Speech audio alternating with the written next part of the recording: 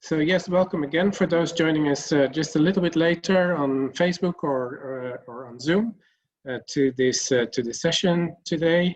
We're really pleased that you're with us. The session is called the Road to Kunming, and also looking at opportunities for.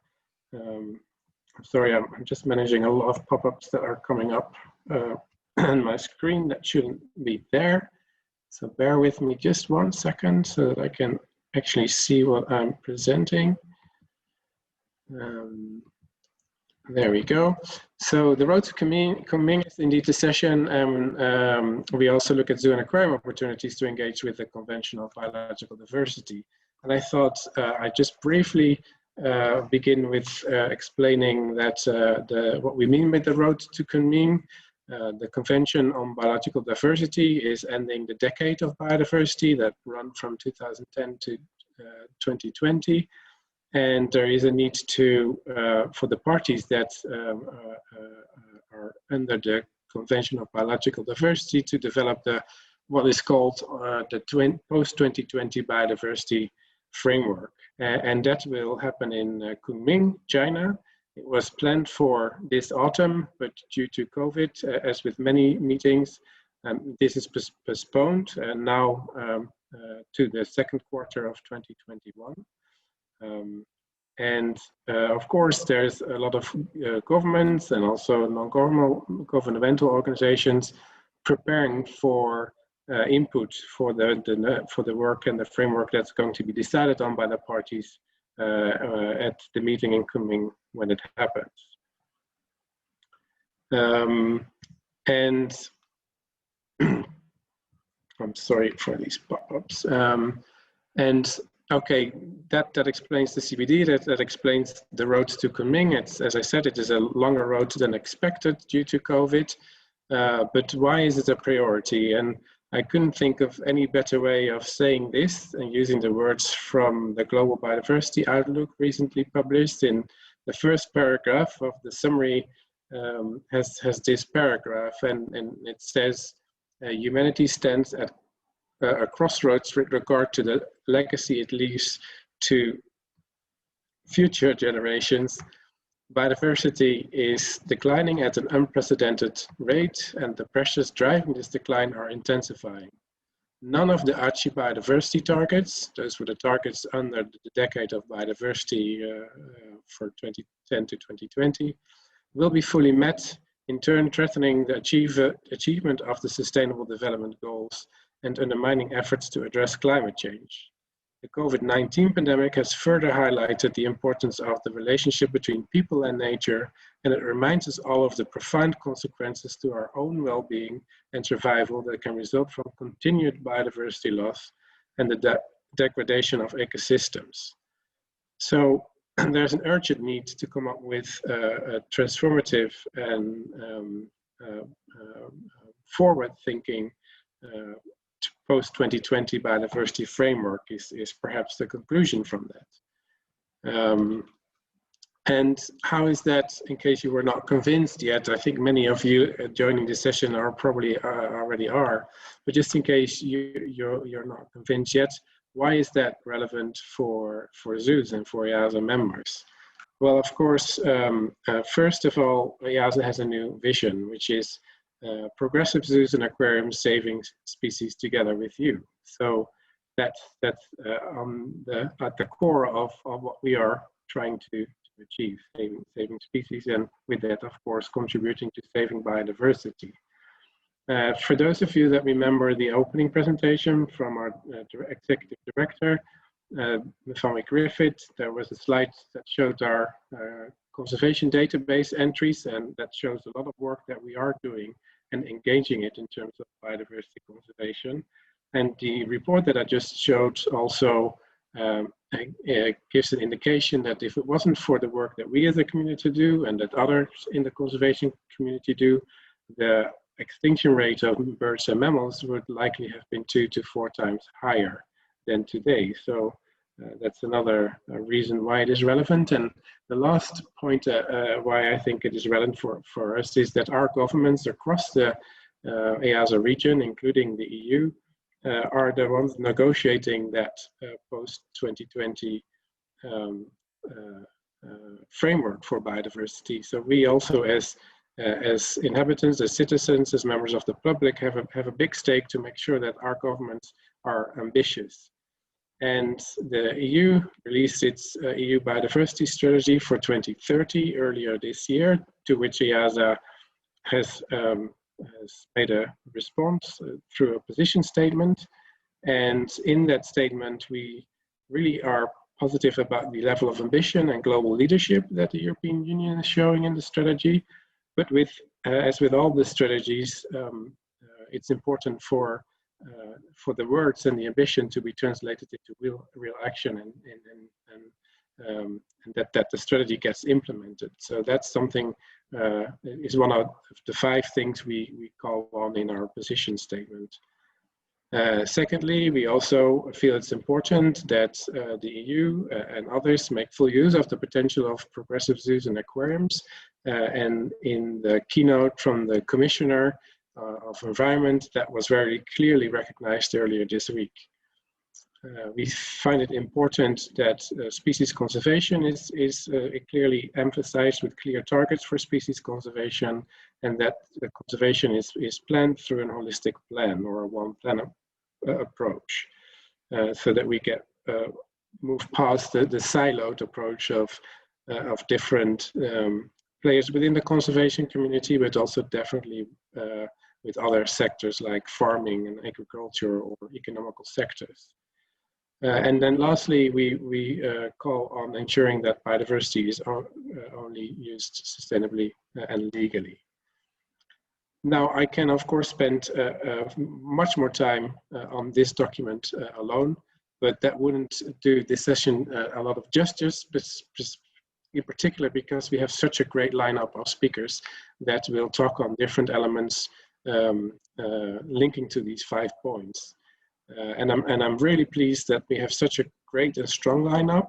And we begin with our keynote speaker now, which is Dr. Jon Paul Rodriguez, the chair of the IUCN Species Survival Committee, who will reflect on the work that his committee and IUCN is doing in relation to the road to Kunming. So with that, Jon Paul, I think if you're ready, you can share your screen, and then we can give the room to you.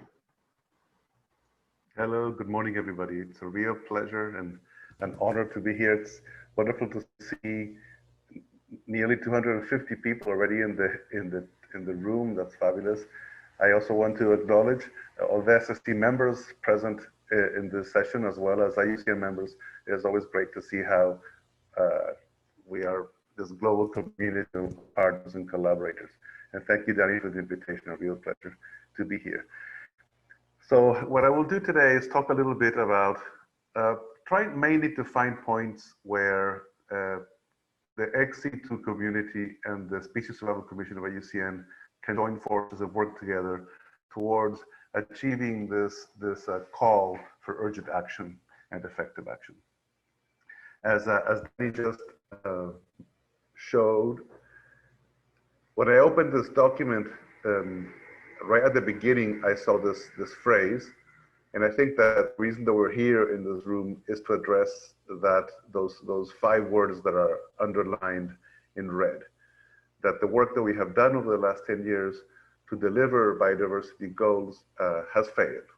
And the question is, what do we do about it? Do we just sit back and complain, or do we take action and move forward proactively? Well, you can imagine that my message to you is going to be that we should, of course, move forward and change the world with our work and our joint activities. Now, a little bit of a context. I'm sure you're all familiar with this, but the recently published IPBES report last year that received a lot of press basically provides the evidence in support of that statement that I showed in the slide before. As you can see here on the screen, there are a whole bunch of arrows pointing down, which means that the global trend is a decline in the status of all those different variables, primarily arrows going down. There are lots of different indicators of ecosystems, species, communities, all kinds of different variables, and the relevance of biodiversity to local communities, indigenous communities, and our well-being overall. Lots of evidence that we have to act quickly and swiftly. The red list of threatened species, perhaps one of the better known indicators in our world of species conservation, shows that virtually all taxonomic groups that have been assessed in any level of detail have large proportions of the species in them facing a high level of threat. And the trends in number of extinctions and status, overall average status of species are not very encouraging. Please, I just want you to remember this graph here on the right, the red list index, because I'll come back to it later. But basically, what this index tells us is that the status of corals, birds, mammals, and fishes, and cycads, taxonomic groups that have been comprehensively assessed for the red list, are declining in their condition and their status, and they have done so for the last few decades. One of the responses of the global conservation and scientific community to these threats and to these to this framework, these conditions that I just outlined very briefly, is a strong push by the parties to the Convention on Biological Diversity and by anybody interested in this theme to see what we do now, what we do between 2020 and 2030, and even looking a bit further into 2050. How do we redefine our targets and our goals so that we initiate a renewed effort to reverse these trends? This is just an example of the kind of work that is taking place within IUCN. We have a couple of different task forces that are focused on the post-2020 biodiversity framework. Some task forces are within the commission, some are at a bigger, more integrate other sectors of IUCN. But for example, you can see currently the version of Target 3 is by 2030, ensure active management actions to enable wild species of fauna and flora recovery and conservation and reduce human-wildlife conflict by X%.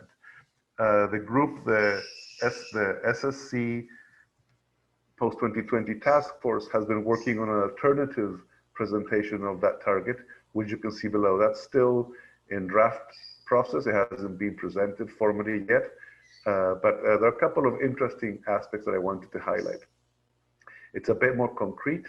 It focuses on the need to integrate in situ and ex situ efforts towards species conservation. And it highlights also that intervention is necessary when species need them. And this is the kind of language that we're trying to introduce. And I think it's particularly relevant for this community, possibly because of the explicit mention to the role that ex situ efforts can have in species recovery. Now, what I'll do during the talk is I'll have the EAZA logo pop up in different parts where I think that we have a especially relevant aspects to work with together. Now, very, very briefly, I always try to present this because when I talk about IUCN, different people have different ideas of what IUCN is. Within the language that we use internally is that IUCN has 3 pillars, and the 3 pillars are the members of IUCN here at the center. They are organizations, governmental and non-governmental organizations. Several zoos of the world and zoo associations are IUCN members. Then we have the commissions, which are networks of volunteers. The Species Survival Commission here at the bottom right is one of 6 commissions. The commissions are focused on education and communication, environmental law, ecosystem management, protected areas, and social and environmental sciences. And then the 3rd pillar is the Secretariat, which is a staff, about 1,000 staff in 50 countries. These 3 pillars have a very wide reach. We are in many countries of the world. And one aspect that I'm going to come back in this talk a couple of times is that a real challenge for us and something that we have to think about together is how to mobilize such a network so that we are effective in influencing and impacting the post-2020 biodiversity network, the biodiversity targets. At the head of IUCN is the General Assembly. You all have heard that the World Conservation Congress of IUCN, which was scheduled to take place in Marseille this year, has been postponed to sometime next year. And I guess the same way that any other, sorry, I have to sneeze, just give me 1 second, it went away. Well, there you are. But one thing I want to highlight here of this governance structure is that I think one thing that I hope to convince you all to do is to join IUCN, those of you who haven't yet. So there was 2 ways to do this. One of them is experts from your different organizations. Any of you who are not already members of the Species Survival Commission or other commissions of IUCN have the opportunity as individuals to join these networks and help us support the work that we do on behalf of the entire planet. But also find ways for organizations, zoos and aquariums, botanical gardens, the ex situ community, to be more actively involved in the membership. You may not know this, but the founding, I don't remember the exact list, but the founding list of members of IUCN in 1948, most of them were zoos. So there was always been a long tradition of a cooperation between the ex situ community and the union, and that has declined a bit over time, but we really wish to bring that back and have you be involved in this. And there are many, you know them better than I, but there are many roles that the ex situ community can play, from research, from active conservation, outreach, communications, etc. Lots of things that we could do together effectively for species conservation. Now, the Red List of Threatened Species is perhaps the best known, what we call knowledge products mobilized by IUCN. It is unfortunate that it's called Red List of Threatened Species, however, because it's not about threatened species and it's not a list. It is really a database with information on all species. Very, very widely used. It has tons of information on lots of aspects of species, natural history, conservation, etc. I invite you to visit it, and if you haven't already, and take a good look at it. Species on the list, perhaps the most distinctive factor is that they're classified according to extinction risk. You can see here at the bottom left of my screen the categories of risk ordered in increasing level of risk. So LC is least concern, then comes near threatened, vulnerable, endangered, critically endangered, extinct in the wild, we'll come back to extinct in the wild, and extinct. Here are data deficient and not evaluated. There are also categories of the red list, but they do not reflect extinction risk. This is a key element of the red list, and one of its most powerful tools is the scale of extinction risk. Approximately 120,000 species have been assessed for the red list so far. We aim to reach 160,000 by this year and achieve what we call the barometer of life goal. And as we add more species to the list, our understanding of extinction, of threats, and all that changes over time. Now, just a really small thing here at the bottom, DOIs for assessments. What this means is that all the publications on the red list, all the assessments, are scientific publications that have been assigned a digital object identifier. This is a big incentive for the scientific community to participate in developing red lists because it contributes to the publication record of the authors. I can talk about this more with you later if you'd like. The SSC network is very diverse. It has over 160 group, almost 10,000 members. There to the right, I didn't mean you to see that, but those are the logos of the SSC groups. And they reflect a very important characteristic of our community, which is diversity.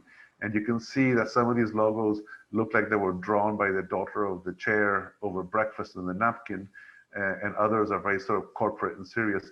And that's exactly the way the specialist group network is. There are all kinds of different groups and approaches to species conservation.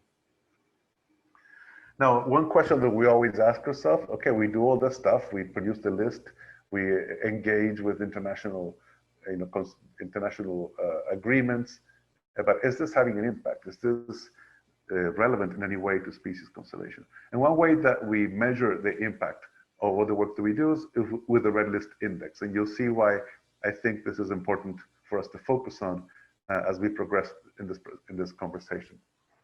The red list index is a weighted average of the status of a group of species.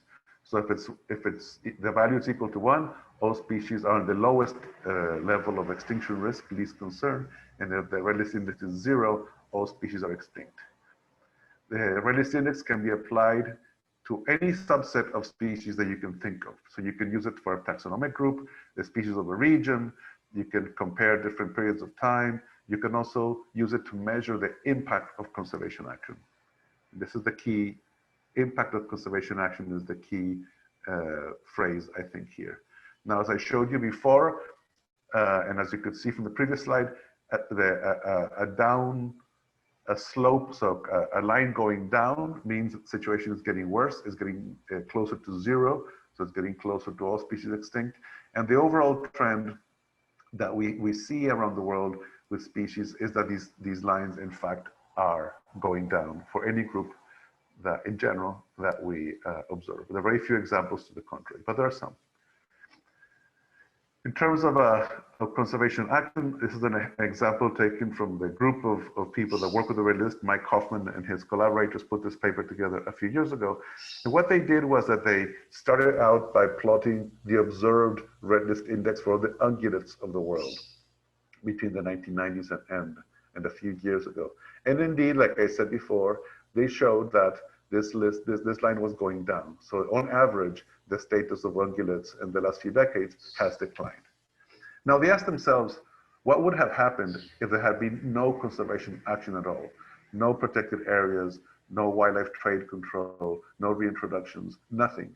Zero conservation action for all these species over that site. What would have happened with the red list index?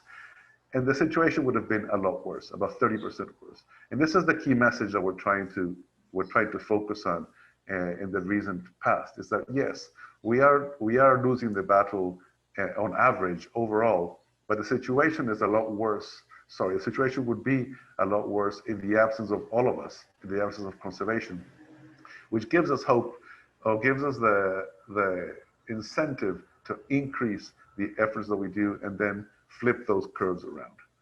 And a very, very interesting example that might be especially relevant to you in this community came from the Durrell Wildlife Conservation Trust. What they did is they asked themselves, you know, what has been the impact of their single institution on species conservation relative to the species that they work with? As you know, they work with primarily small-bodied species from islands, but they asked themselves, you know, what would have happened if Durrell had not done anything or had not worked on the 18 or 20 species that they work with?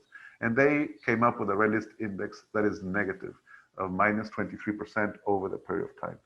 When they contrast this with their work, they show that in fact, the effort of the single institution on this small number of species has been very, very positive, and the status has increased over time. So it's a very powerful way to measure the impact of a group of people working towards the improvement of the status of species. And I think that, and by the way, the red list index is used by the conventional biological diversity as one of the indicators towards a measurement of progress in achievement of the goals. So this is a very well-established indicator globally, and I think that we should make more use of it in the context of our specific work in our institutions. Durrell is a great example of how it can be used to convey positive conservation messaging. Now, the work that we do, all the work that we do in SSC falls within what I call the species conservation cycle. What I'm going to try to do now is to motivate the next step. You'll see what I'll try to do. So assess, plan, act are the three primary components of the species conservation cycle that we use at SSC. The SSC network sits here at the middle, implementing it. And then in gray here, surrounding this whole cycle, is communication. For us, communicating what we do at all scales is fundamental. Now, perhaps the best known example of the assess, plan, act, of the assess component of the cycle, is the red list, which I just talked to you a little bit about how it summarizes the knowledge that we have about species status around the world. The Conservation Planning Specialist Group, very familiar to you or to many of you as they're very active in this community, is responsible for generating the standards and the tools for us to take the red list data and turn it into conservation plans. And then comes implementing conservation action through different funding mechanisms, such as this request for proposals that we have with National Geographic and Fundación Segre, which implements conservation plans of SSC. Now, when you look at the red list is always focused on the global status of species. When you look at the conservation actions, on the contrary, they're almost always focused locally. So there is a global level of our assessment and a local level of implementation. And this introduces a complication that I want to try to focus on in the next few minutes. One thing that we have found as a fundamental challenge for the next quadrennium of SSC is to scale up the species conservation cycle. But scale up really means distributing it at the national level globally. We are creating a movement, and the main partners in this, in the thinking behind this, there at the top right, the IUCN Species Survival Commission, WAZA, HHA Mite Tangle Banks, San Diego Zoo Global, On the Edge Conservation, and Earth Optimism of Smithsonian. And what we try to is create mechanisms at the national level to reverse the trend, reverse the trends of the red lists. Let me just go into a little bit of detail. So what we imagine is a network of national level teams that build on the strengths of the network of IUCN and the networks such as yours. We see national coordinations that bring together all of the different players that you can see on the screen, none of them necessarily being always the convener or always the leader, but depending on what is the best opportunity in each place. So for example, imagine a country where you have a very strong zoo. That zoo could serve as the convener of this movement and bring together IUCN members and commissions of governments, etc., to work together in implementing the species conservation cycle at the national level. We see a very important role of zoo associations in being, I mean, I always, when I speak about this, I always say, you know, the accredited zoos and aquariums around the world bring, you know, over 1 billion people into their, well, when people could go to zoos more frequently than now. But overall, they have access over very large numbers of the public, and are really natural conveners for such efforts at the global level. And what we are working on now, this initial stage, the phase 1 of partnerships, is developing the teams of people, the tools. We hope to launch this effort formally at the World Conservation Congress in phase 2, try it out in a few countries. We have about a dozen pilot countries that have been contacted. Phase 3, wrote it out globally, and then conclude at the World Species Congress, where everybody will come and report the work that they have done to reverse the red. There are a lot more details, but I really don't have time to go into them today. Just very briefly, this combines 2 efforts within IUCN: the Global Species Action Plan, which is an initiative that is headed by the IUCN Secretariat, focused at the conventions, unifying targets, and bringing them together towards common goals and objectives, and the Reverse the Red movement convened by SSC, bottom up, bringing together the different players with the ultimate purpose of improving the status and celebrating the status of species worldwide. Now, these 2 publications were published in 2017, and they both are examples, they both are summaries of conservation success stories. And why do I bring this up? Well, I'll tell you why. Let's start in Mauritius, which is a model island of conservation threat. This island had 3 species, has 3 species that are very unique and very special. It had the rarest bird in the world in the 1970s, which is the Mauritius kestrel. There were only 4 kestrels left at one point. In 2017, we're up to a few hundred birds. In the pink pigeon, 1990s, the rarest pigeon in the world. In less than a dozen left. In 2017, 400 birds. The echo parakeet, similar story. A dozen left in the 1990s. By 2017, 650 birds. Erica verticillata is this bush here, this plant with a flower. Is not the bird, is the plant. It was declared extinct in the wild in the early 20th century. discovered in gardens around the world, mainly in Europe, and then planted in the wild after 1,200 years of cultivation ex situ. Arabian oryx, extinct in the wild, now considered vulnerable thanks to a captive breeding and reintroduction. The Lord Howe Island phasmid declared extinct, currently with 3 robust populations in zoos around the world.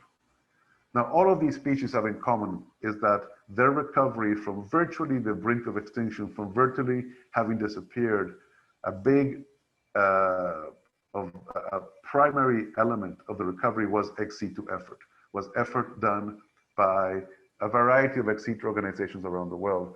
And I think it's very important for us to emphasize as we move forward that ex situ efforts are an important component of the conservation toolbox, not often seen within SSC, within the UCN specialist groups. And I think there's a great opportunity for people from the zoo and aquarium community to interact and to engage more with the specialists in the SSC to demystify, if you want, these efforts and try to make them mainstreaming them into the future. I think there's a great opportunity that we have over the next few decades to work together on. One particular really important case are extinct in the wild species. So the Bermuda tree snail is one of the several snails that are extinct in the wild, only remain in ex situ collections. I think that this is a very important subset of species of the red list that organizations like EAZA have to step forward and take ownership of them.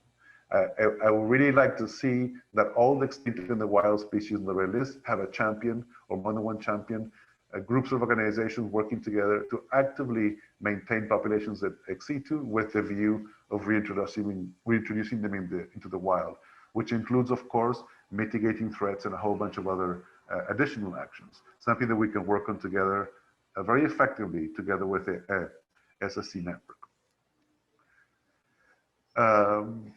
Another area of cooperation that I see that has great potential, well, let's work on a red list index of European zoos or ex situ organizations in general. The same way that Durrell was able to have a very high visibility and impact of their work through this quantification using the red list index at the institutional level. How about if several of you who also work for the recovery of threatened species do something similar, or maybe the association as a whole looks at your impact on species conservation, or maybe try to mainstream the red list index as a tool that zoos and aquariums and botanical gardens use. We can also promote these kinds of efforts in the Convention of Biological Diversity and perhaps develop new biodiversity indicators focused on these kinds of data. I think it's a very valuable opportunity to try to use the same language that is used by the global conservation community in this context of the conventions, focused on our own institutions. To conclude, I wanted to highlight 2 efforts that we are working on, the Species Survival Commission together with zoos and aquariums around the world. We have 2 kinds of alliances, of partnerships that we have built. One of them is Red List Hubs. We have partnered with 5 organizations, the Deep Aquarium in the UK, Oceanario de Lisboa, Albuquerque Biopark, Georgia Aquarium, and Parque das Aves in Brazil, so that we work together on supporting red listing efforts of the specialist groups. This has been very successful. About 9 people are already in place doing this together with the SSC network. I invite those of you who don't know about this, who want to know more, to please reach out and ask me about it. And recently, we established the first Global Center for Species Survival together with Indianapolis Zoo. We are in the process now, exactly today after this, I have an interview of hiring 7 people to work at the zoo as zoo employees and in collaboration with the network of experts of SSC. Again, trying to find points of contact and collaboration and mutual strengthening. I think that there's many opportunities such as these for us to explore and think about in our progress towards the post-2020 framework and how our knowledge and expertise can influence conservation action. I'd just like to finish by thanking all of the people, all the organizations that support the SSC. You can see them there on the screen. Many of you are present here today. Great thanks for your support these last 4 years. It has been key to have your support. And I know these are times that we're all going through difficult moments. And if there's anything that we could do from the SSC or IUCN to support you and to help us in this next stage of inventing how we how we move forward together, please let's talk about this, because we are very grateful and supportive of your work. So thank you so much, Danny and all of you. I look forward to the chat in the next few minutes. Thanks. Thank you very much, Jon Paul, for this really excellent presentation.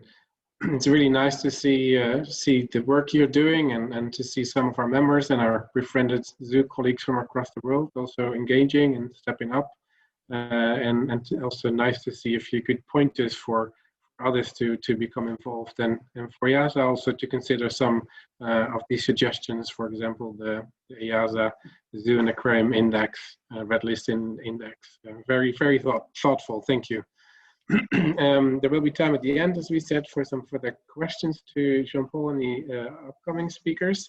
So we are moving to our second speaker today, which is Micheal O'Brien from the European, who is the Deputy Head, I should say, of the Nature Protection Unit of the European Commission. I will open up his presentation for you. Just give me a second.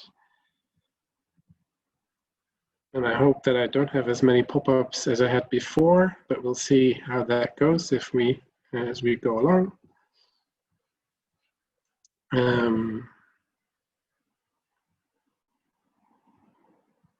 Just a second. Here we go. So I think you should be able to see that. And if I'm not hearing anything other from my colleagues in the team, then the floor is yours, Micheal.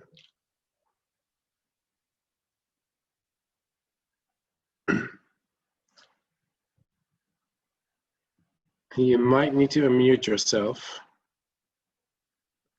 Yes, sorry. Good afternoon, Danny, colleagues, and it's a great honor, and we very much welcome the opportunity to join you for this debate this afternoon.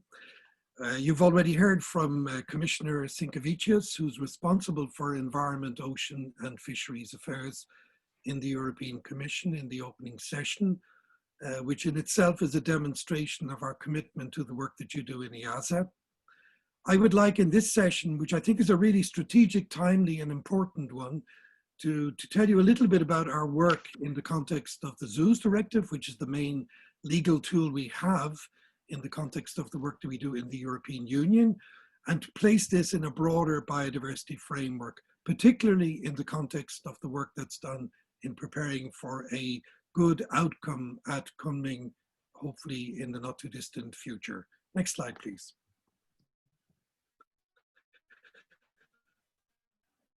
As you may know, the European Union and all its member states are contracting parties to the Convention on Biological Diversity. And we see this convention as being an overarching framework for global conservation action to address the biodiversity crisis that we are all facing. So the European Union is deeply committed to seeing progress at the Kunming CBD Convention next year, the meeting, which we see as really important for the coming decade. We have responded to the convention and signed up to it in the early 90s by a series of EU biodiversity strategies, which give effect not only to the ambition, but the commitments, including more recently the Aichi targets, in terms of making substantial progress towards achieving the objectives. At the global level, of course, the objective was to slow the rate of decline of species. We went further, we wanted to halt the loss and reverse the loss of species and habitats in the context of our biodiversity policies. In the European Union, our main focus has always been in relation to in situ conservation. We want to actually make sure that our greatest efforts are on the conservation of nature in the wild. And we have a series of tools to help us do that, particularly our Birds and Habitats directives and the Natura 2000 network of protected areas, but also more recently invasive species regulation, the CITES regulation giving effect to commitments under CITES, and various other instruments, including an important one, the LIFE regulation, which strategically supports action for nature. And in this body of legal instruments, in 1999, the Zoos Directive was introduced, which largely was there to give effect to commitments under the Convention on Biological Diversity related to ex situ. Next slide. Some people will see the Zoos Directive as being an animal welfare directive, but it is very firmly as an objective that it is there to strengthen the role of zoos in the conservation of biodiversity. And a whole range of measures are foreseen under the directive to achieve that objective. Research, training, exchange of information, public education and awareness. Obviously, the issue of accommodating animals in ways that satisfy their biological and conservation requirements is critical, preventing escape, and of course, having good record keeping of the collections. Now, clearly the directive sets out a procedures where all zoos in the European Union are to be licensed and inspected to make sure that they are contributing towards those objectives. And the directive is quite interesting in that it recognizes in its text the role that EAZA has to play in relation to the fact that it's explicitly mentioned in the body of the text.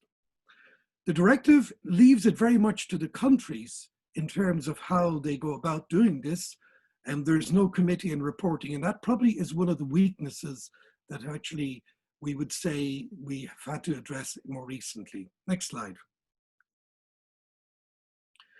What we have tried to do in the absence of a formal structure of meeting regularly was to try and promote good practice as we saw it across the different countries of the European Union. And in 2015, after a period of consultation with EAZA and others, we issued a good practice guidance document which tries to say, look, there are many, many good practices in relation to what zoos are doing in relation to these different objectives.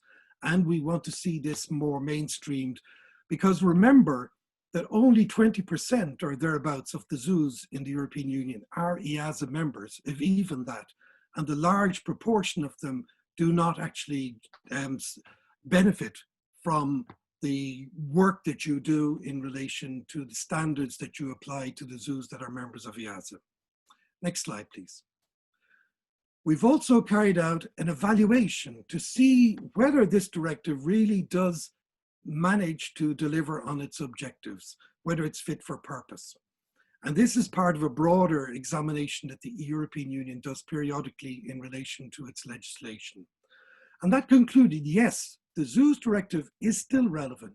It's still important in terms of our biodiversity goals, but we need to really step up in terms of actually its implementation to realize its potential and to make sure that zoos really do contribute in the way that they should to the conservation of biodiversity.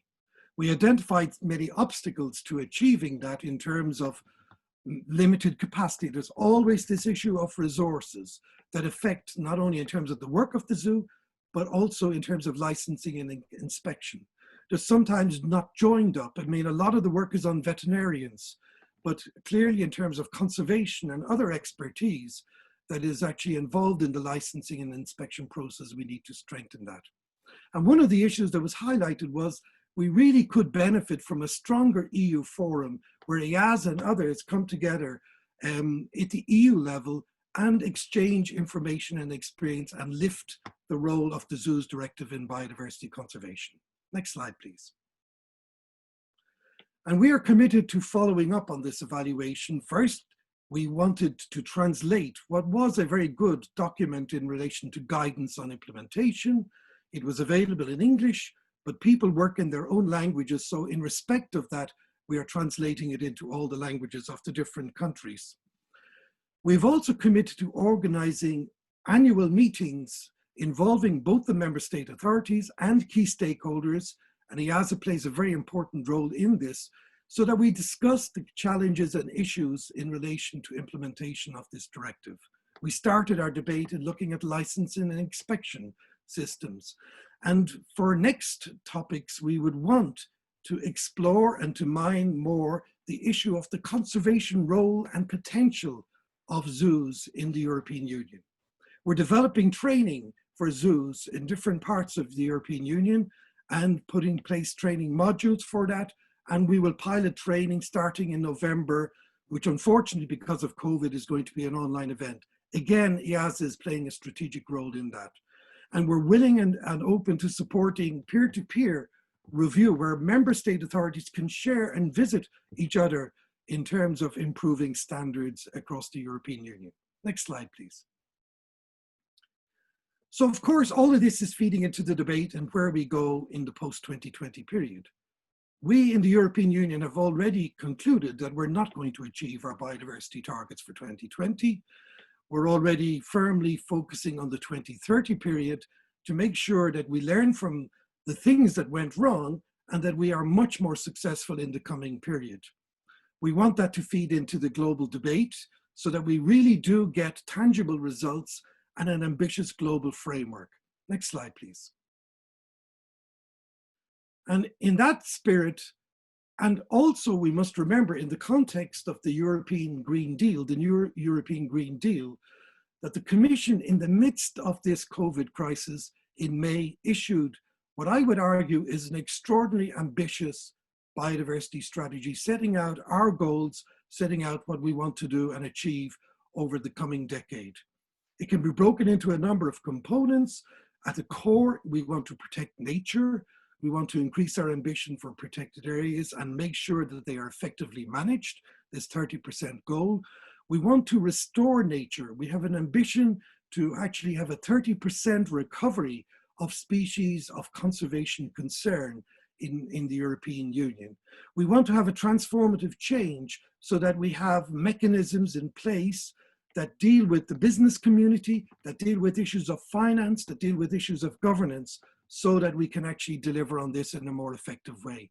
And of course, we want to be sure that the European Union plays its role in a global ambitious biodiversity agenda for the coming years. Next slide, please.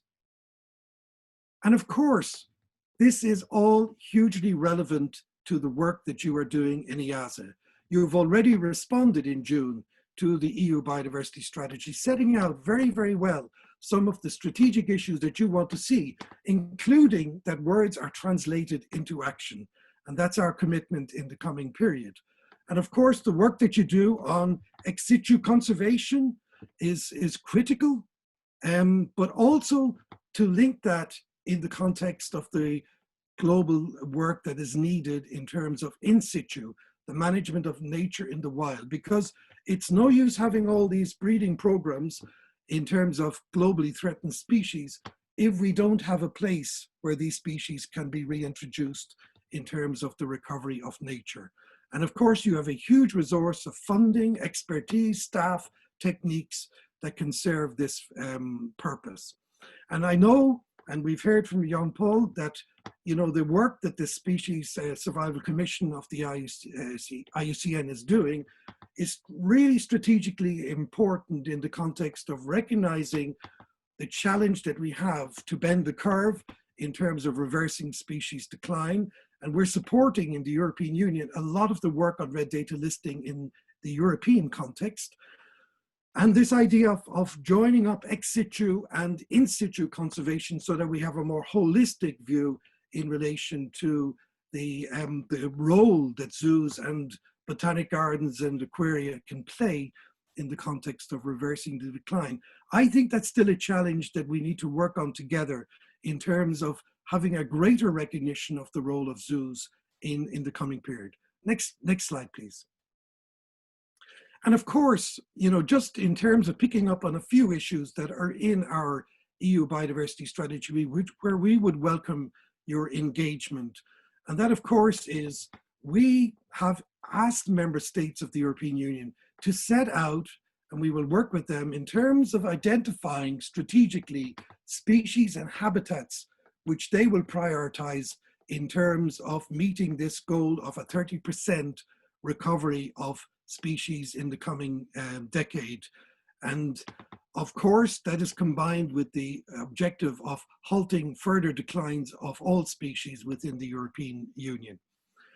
So there's an area where we could explore together where the role of zoos strategically could be applied in relation to what you may contribute to certain species.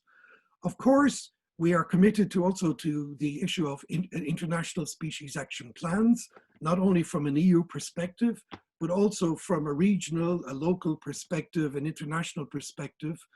And there's an area where in the context of the one approach that you want to see that we could actually work together. We have a very, very good program that is dedicated to nature called the LIFE program, and you have participated in various projects under that in relation to species like the European minks. We have very successful projects for the Iberian lynx, for the European bison, and for others. And that's an area where we could explore together where things could be done better and maybe more effectively in the future. And of course, we are acutely aware of the fact that European zoos, and particularly EAZA, have really great capacity to carry a message about biodiversity in terms of campaigns at local, regional, national level. And the work that you do on education and awareness, we would like to see more being done in relation to recognizing the challenges that we face, not only globally, but within Europe. And for example, in terms of the work on protected area management, not only Natura 2000, but other protected areas. Next slide, please. So there is a huge agenda as we move forward. The European Commission is deeply committed, and of course, we've already seen in the context of the recent days, the United Nations Summit on biodiversity, that the European Union was very strong in its commitments to that, and in terms of the signing up to this new agenda that will hopefully influence and shape the actual coming debate as we lead to Kunming. And in that context, the European Commission was very happy to see the support that EAZA and others are given to its initiative for a global coalition united for biodiversity, which was launched on World Wildlife Day earlier this year.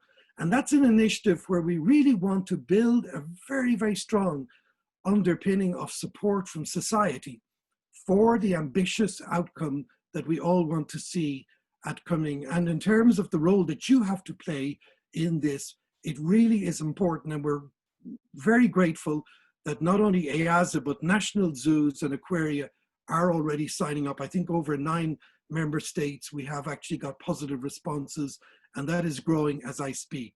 So certainly there's a huge agenda that needs to be pursued. The Zoos Directive provides a very, very important legal tool, but my closing remark will be that we need to make sure that its full potential in the EU biodiversity context is realized. So that really is a challenge that I would put to EAZA to work with us and identify strategically where you might see in relation to different species of conservation concern that you have a particular role to play, and that we could work together in terms of making sure that they are priorities in the recovery program. Thank you.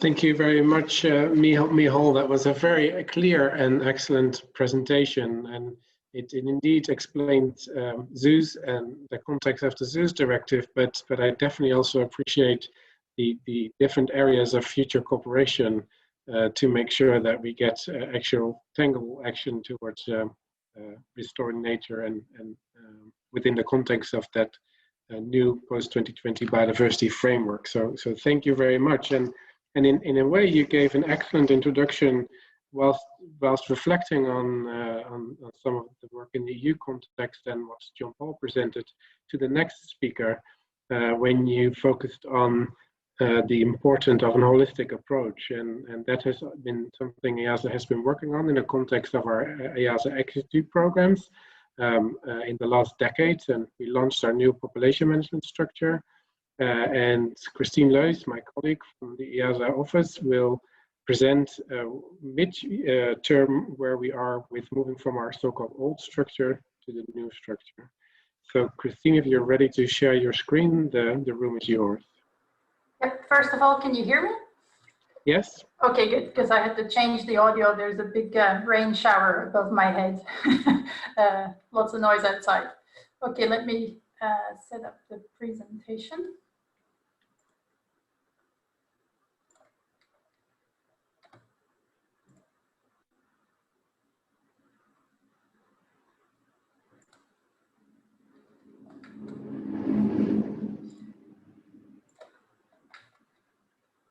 Okay, are you seeing the presentation as it should be?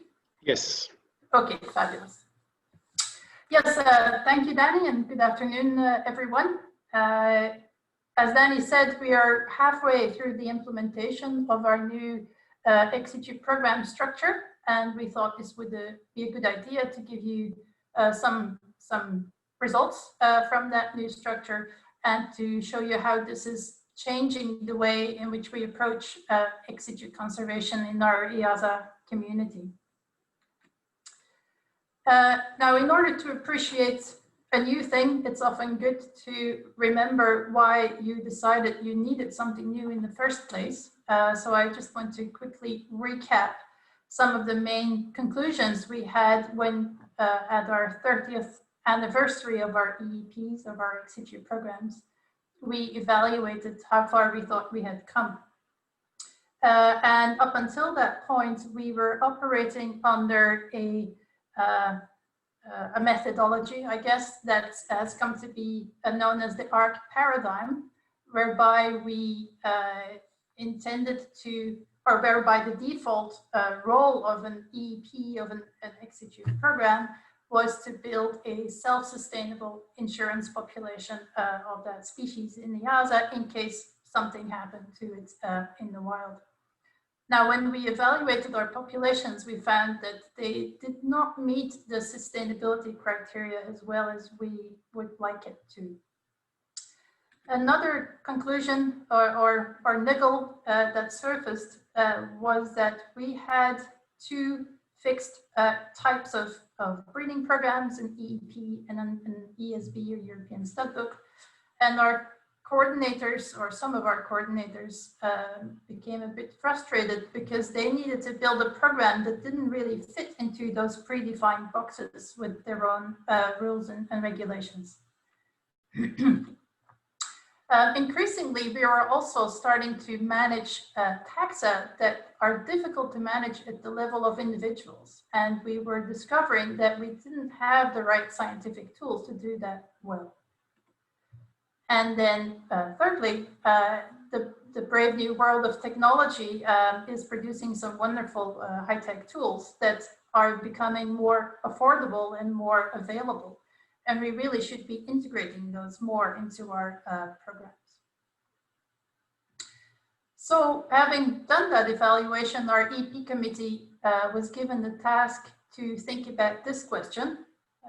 If we did not yet have an ex-situ population management structure, what would we build? And before we started building, we felt we needed to be consciously aware of what was changing in the conservation landscape around us so that we could make use of opportunities and tackle the challenges. Well, it's already been mentioned, nature is not in a better place than it was 30 years ago. And the list of species that likely need some form of intensive management is only increasing. But luckily, zoos and aquaria have become more involved with conservation, both in the field and ex situ, and that has led to a much greater trust and collaboration between our in situ and ex situ communities, much more so than was the case 30 years ago. And it was great to hear Jon Paul mention this himself also, that ex situ conservation is much more accepted now as an important tool in the conservation toolkit. And a good illustration of that is, of course, the IUCN guidelines on the use of ex situ management for species conservation. And then a third development in recent years was the naming and promoting of the One Plan approach by CPSG and very quickly by all of us, which basically says that we should effectively involve all populations and all experts in planning for threatened species. So, keeping in mind the results from our evaluation of the previous structure and some of the changes in the conservation landscape around us, we thought about what should be the main characteristics of our new population management structure. And first of all, we thought we should get away from the one-size-fits-all. The ex situ conservation toolbox is much larger than only providing insurance populations for species. And at the same time, we should be aware of the second component of EAZA's new vision, which is saving species together with you. So we wanted to make sure to come up with a methodology that ensures that we involve all of our in situ partners and also other ex situ partners in our decision-making process. And that when we do that, we can come up with a way of very precisely defining the roles and the format of each EEP, each ex situ program that really meets the needs of that specific species. So that's kind of the conceptual idea we were trying to achieve. How did we do this in practice?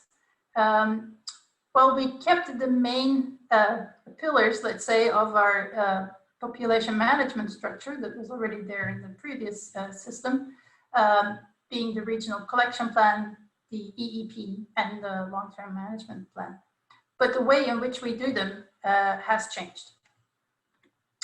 And so let's first talk a bit more about our regional collection plans.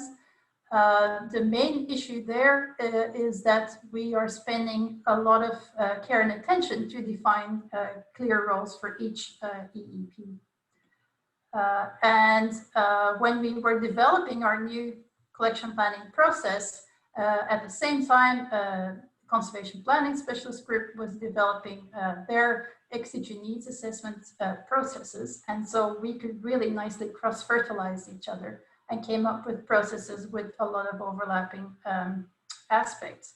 And both of them are centered around the 5-step decision-making process that we find in the ex situ guidelines and the principle of the One Plan approach. So for our EAZA RCP process, this means in practice that we bring our in situ and ex situ specialists together to evaluate where in the threat process of a threatened species it might require some ex situ existence. And so we want to think carefully what could be potential roles for ex situ management. Then we think about what type of ex situ program we would need to build to fulfill those roles. And we think about the balance of what is the benefit of such a program to the species versus what is the feasibility and the potential risk of this program. Based on that, if we recommend that the species should have a form of ex situ management, then we also consciously decide whether EAZA is the best partner to deliver this, so that we pick the species that we really should take the lead on. We can apply the same step process to determine indirect conservation roles and non-conservation roles that will become clear in a minute. And then if we decide that coordinated proactive management is going to be required to fulfill those roles for a particular species, then we assign an EAZA ex situ program or EEP to that species. Enough theory. Now what you've all been waiting for, what's coming out of our new structure at this halfway point. So we have 18 new style RCPs at this point, which have recommended 258 EEPs. And 71% of them are for taxa that are either extinct in the wild or threatened to some degree. And this is the main bulk of the results. This shows you the different roles that have been assigned to these 258 EEPs. Before we dive into the details of it, let's first talk about what this table illustrates. So the first column shows you the roles that were assigned. I think a lot of those are well known, or you can intuitively understand what they mean, but let me say a little bit about the first four. Insurance population is more than just building a backup population in case the species goes extinct in the wild. It should really be seen as a population that allows you to preserve future conservation options. A source population means that there are concrete plans that individuals from that EEP are going to be needed for reintroductions. ARC means that the EEP manages individuals of a species that is extinct in the wild. And rescue means that the EEP manages individuals that have been removed from the wild in the face of very acute and devastating threat. Now, the other two columns, the green columns, tell us about whether a particular role is going to deliver a direct conservation impact on the species or an indirect conservation impact. And so a direct conservation impact means that this is an ex situ activity that's really critical to the conservation of the species. It's a critical component of an action plan. Indirect conservation are activities that, while they are helpful, are less critical.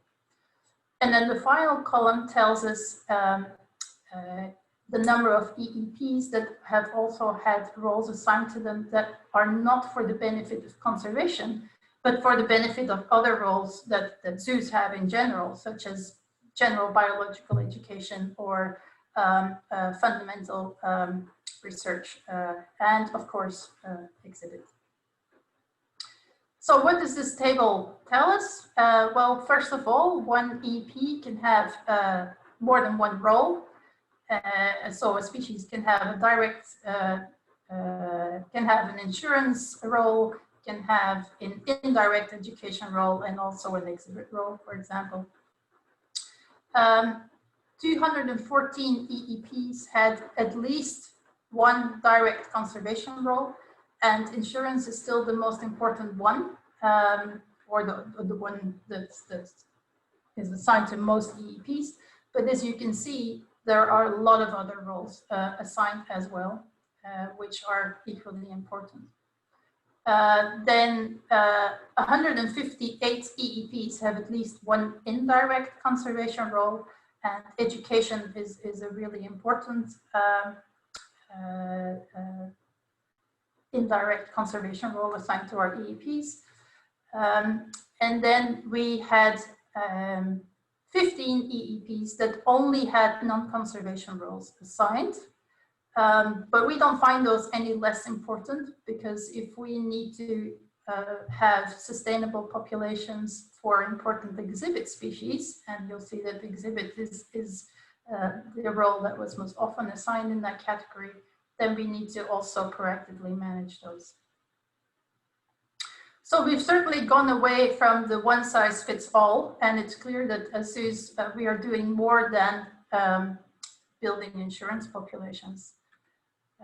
An example of this comes from the songbird tag. They have created an EEP for pitas as a group and an EEP for leaf birds as a group. And the role of these EEPs is to develop the husbandry skills that are still missing in order to be able to help the much more threatened members within their group. And it's very important to be explicit about these roles of EEPs, because you can imagine that if we build a long-term management plan for this type of EEP, it's going to look very different than for an EEP that is breeding animals for reintroduction. I'm going to go faster on the other components of our structure because the regional collection plan is really, I think, what we wanted to focus on here. But quickly, every species that has been assigned an EEP needs to have that EEP set up. And a difference here is that coordinators can build the program he needs in terms of participants in governance or biological characteristics. And an example of this is the Vietnam pheasant EEP that they have basically come up with a tailor-made governance structure that takes account of the fact that all of these organizations are needed to manage the ex situ population and to bring this probably extinct in the wild bird back to Vietnam. And then finally, the long-term management plan. Eventually, every EEP will end up with its long-term management plan. And this is more than a breeding and transfer plan. It's an action plan with all the actions needed to fulfill all the roles of the program. An example here is the indirect conservation education role assigned to the Eastern Black Rhino EEP, where zoo visitors within the EAZA region will be educated about the effects of poaching and wildlife trafficking. And rather than assume this will magically happen, because we wrote it down in the regional collection plan, when the EEP met last week to develop its long-term management plan, they also developed actions to make sure that this role is implemented and can be evaluated down the line. So in summary, the ex situ conservation benefit of zoos and aquariums is much wider than only insurance or reintroduction. Not all EEPs have conservation roles, although most do. And the red list status on its own does not determine if ex situ conservation is appropriate, or indeed if we should do it, or what form it should take. And on these three issues, there are a lot of misconceptions outside of our community and also inside of our community. And so we think our new structure will allow us to demonstrate this with examples and statistics. We can report much more transparently on what we're trying to do exactly in terms of ex situ contributions to conservation. And we can provide data-based answers to journalists or the zoo critics. We also think it will allow us to build collections in our institutions that are better tailored to the needs of species and the institutions. And we think that it makes us more effective at contributing to species conservation, both in the stages of planning and acting. And so we think that with our partners, we really have a role to play in the Assess, Plan, Act conservation cycle, and certainly also for European species. I think we have a role to play. And then finally, over the years, we've now built up the reputation and the expertise and the structure to help ensure that species level conservation, and within that, ex situ management is adequately addressed in new policies. And our answer to or response to the EU Biodiversity Strategy for 2030 is an example of that. This was a lightning fast round or overview of our new structure and what has come out of it so far. If you'd like to read about it at your leisure with a glass of wine, you can do that by going to our public website and checking out the last issue of Zooquarium. And I think that's all for me. Thank you for listening. Thank you very much, Kristin. And yeah, you have been part, as several others in the team, of working into the new structure, and it's really nice to see that we now have some data to show what comes out of it, and of course we are looking forward to the next few years and be able to do this exercise as soon as we have really moved completely to the new structure. There is questions coming in. We will try to ask as many as possible at the end of the session, or at the end of the speaker's session rather. And we are about to introduce our final speaker in this session. As I mentioned in the introduction, we are also keen to make sure that trade in wildlife is sustainable and legal. And EAZA is prioritizing and is also keen to engage with the EU on this topic.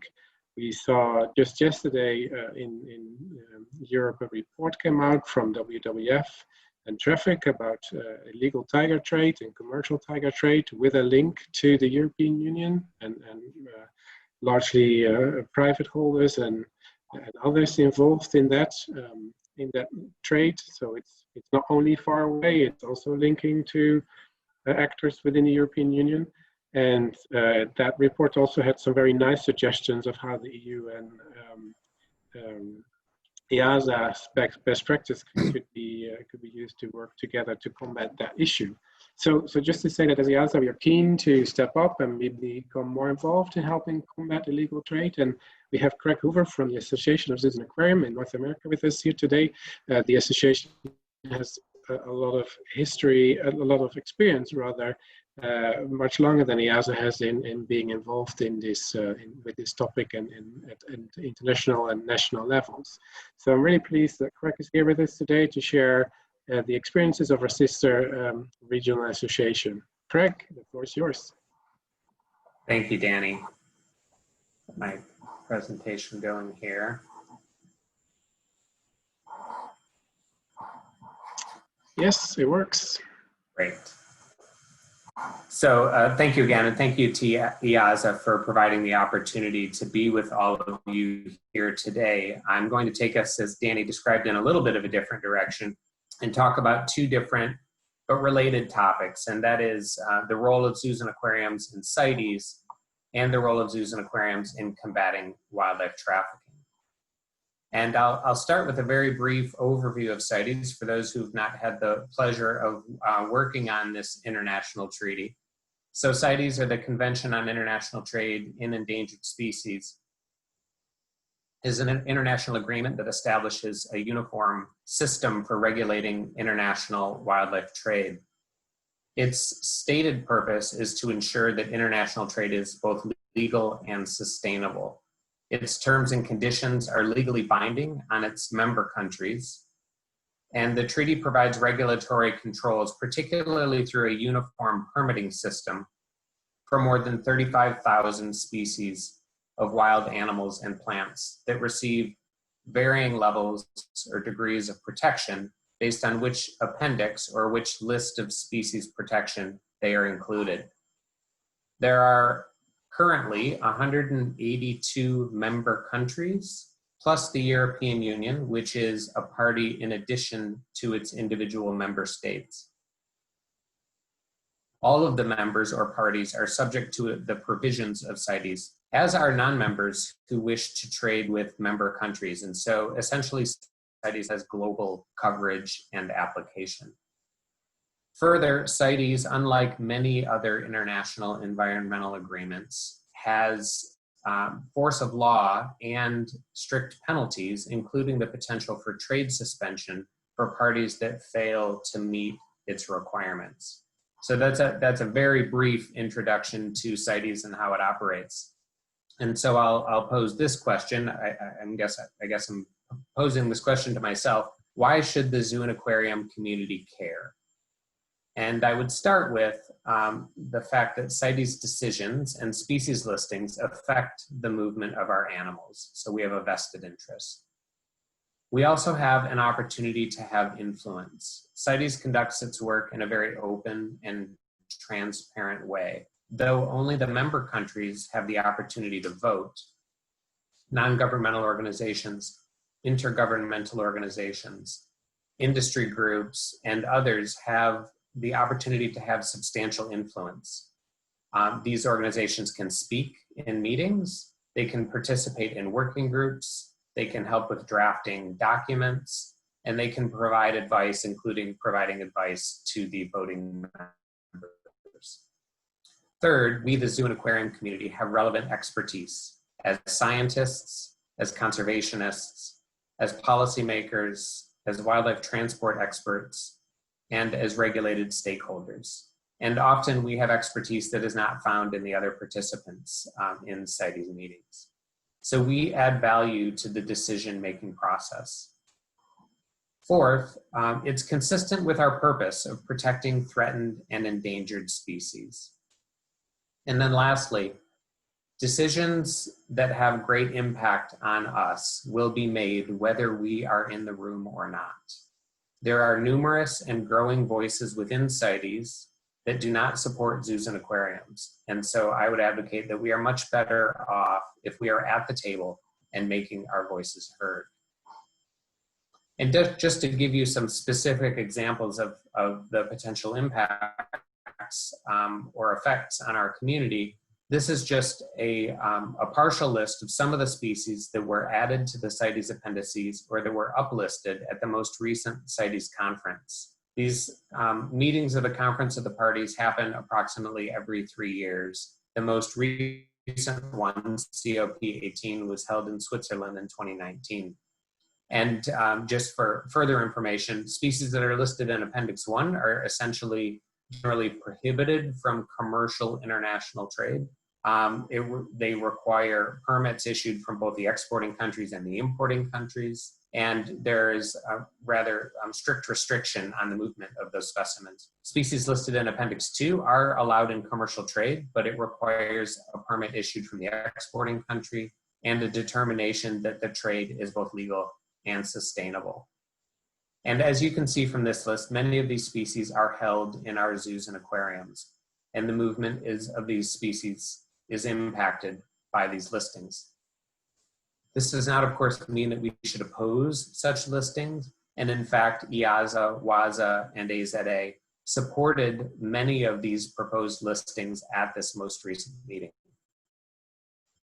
But it's important for us to evaluate the impacts of such listings, to apply the proposals against the listing criteria, to provide our own advice, and to be prepared for the implications of these listings when they occur. And though the species listings themselves get most of the attention, it's the room that most people want to be in. The other room that happens at a CITES meeting, I would argue, is in fact the more important one, and certainly the more important one for our community. That's the room where implementation decisions are being taken. And so in addition to species listings, there are dozens of other issues that are discussed at a CITES Conference of the Parties that have potential impacts on zoos and aquariums, or they are issues where we have relevant expertise. Again, this is just a partial list from the most recent meeting, but it included development of a definition of the term appropriate and acceptable destination, which applies to the movement of specimens from certain populations of live elephants and rhinos. It included discussion of the development of definitions of purpose codes, including a definition that would apply to the movement of zoological specimens. There is discussion of disposal of confiscated specimens, and of course zoos and aquariums are also often the recipients of confiscated wildlife. It involved efforts to advance the development and implementation of electronic permitting systems. CITES still generally operates on paper, and there is movement to develop electronic permitting systems, and we certainly have an interest in that discussion.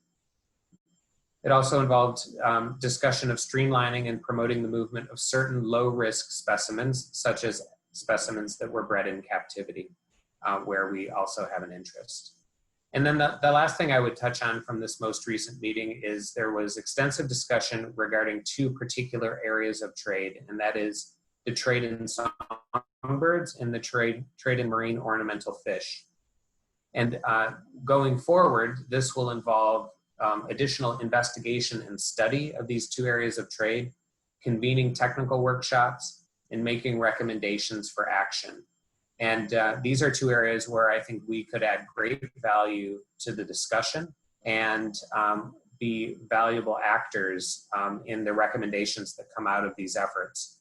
And I would anticipate that one of the outcomes will be additional proposals for species of songbirds and marine ornamental fish to be listed in the CITES appendices, and we should contribute to those discussions and be involved in the process from the very beginning. And I'll close out the CITES portion of my 15 minutes to talk about the next meeting and the opportunities that I see for our community at that next meeting. The next CITES Conference of the Parties is scheduled for Costa Rica in 2022. And I see several opportunities for our community at that meeting. Given our extensive support for field conservation in Africa, I see an opportunity for us to be honest brokers between the more protectionist countries in West Africa, and specifically also Kenya, and the more use-oriented countries in East and Southern Africa. This is a divide that we have seen in CITES for a long time, but the vitriol was particularly evident at the last meeting. And I think it's driven in part by animal rights groups with regard to the more protectionist countries, and the hunting community and commercial interests with regard to Southern Africa. And I see an opportunity for us. I believe our community lands somewhere in the middle of that spectrum. And I believe we can be, again, we have an opportunity to play that role of honest broker to bring those countries together. We're also seeing growing anti-zoo sentiment among some CITES parties and the non-profit organizations that participate in CITES meetings. And we need to counter those often false and misleading messages. We need to promote the roles of zoos and aquariums in conservation, in welfare, and in sustainable use. And perhaps most importantly, we need to leverage our commitment and contributions to CITES more broadly to achieve positive outcomes for the issues that are most impactful for our community. I've worked in this forum for a couple of decades, and one of the things I've learned is that reputation is particularly important. And I believe we have an opportunity to build our reputation as valuable contributors, particularly on those issues where we don't necessarily have a strong interest, so that our reputation speaks for itself when we need to speak up on those issues that are of most interest to us. And so with that, I'd like to turn our attention a little bit to the role of zoos and aquariums in addressing wildlife trafficking. As you know, wildlife trafficking is a significant threat to the long-term survival of thousands of wildlife species. And with the pandemic, it's never been more clear that legal and illegal wildlife trade that poses a threat to human or animal health also poses a threat to the very survival of our community. So it's imperative that we be actively engaged on this issue. I believe we also have unique expertise. We have established capacity. For example, at EAZA, we host the Wildlife Trafficking Alliance, which is a coalition of more than 70 leading companies, nonprofit organizations, and EAZA accredited zoos and aquariums working together to combat wildlife trafficking. We also host the Zoo and Aquarium All Hazards Partnership, which works to disseminate critical information on prevention, protection, mitigation, response, and recovery to the managed wildlife community. We also have robust and active conservation and government affairs programs, such as at EAZA, the Saving Animals from Extinction program. We model good wildlife practices. We support wildlife law enforcement by housing and caring for confiscated specimens. We are leaders in the communities where our facilities are located. And we have a unique ability, unlike any other organizations, to mobilize the hundreds of millions of guests who visit our facilities every year. And if that's not sufficient reason to be engaged on this issue of wildlife trafficking and wildlife trade that poses a threat to human or animal health, there are also, I would argue, strong business reasons for our attention. We have a vested interest in assuring that legal, sustainable, and ethical trade remain accessible to our facilities. Our engagement positions us as thought leaders for conservation and welfare, and it provides an additional platform and area for us to engage our visitors and demonstrate that we are purpose-driven organizations. And I'd like to share with you one way that we are tackling this issue, particularly in this moment. And we have developed a wildlife trade initiative that we have not launched yet. So this is highly top secret. And I would ask the 250 of you who are viewing this to not tell anyone else. So we are in the final stages of a specific initiative focused on wildlife trade as a response to the current pandemic. And so I'd like to share just the broad concept of what we're developing now. Although, as I've described, we are engaged on CITES, on wildlife trade and wildlife trafficking more broadly, this particular initiative will focus on reducing the risk of zoonotic disease spread by addressing wildlife trade that poses a threat to human health. There are numerous efforts in this landscape already, and I'll talk about some of them in a moment. We see this as an opportunity to provide a comprehensive framework to build on existing initiatives, to connect efforts across our community, and to position us as thought leaders in this area. Our initiative will bring together and mobilize key programs, partnerships, expertise, and opportunities to engage the public and engage governments.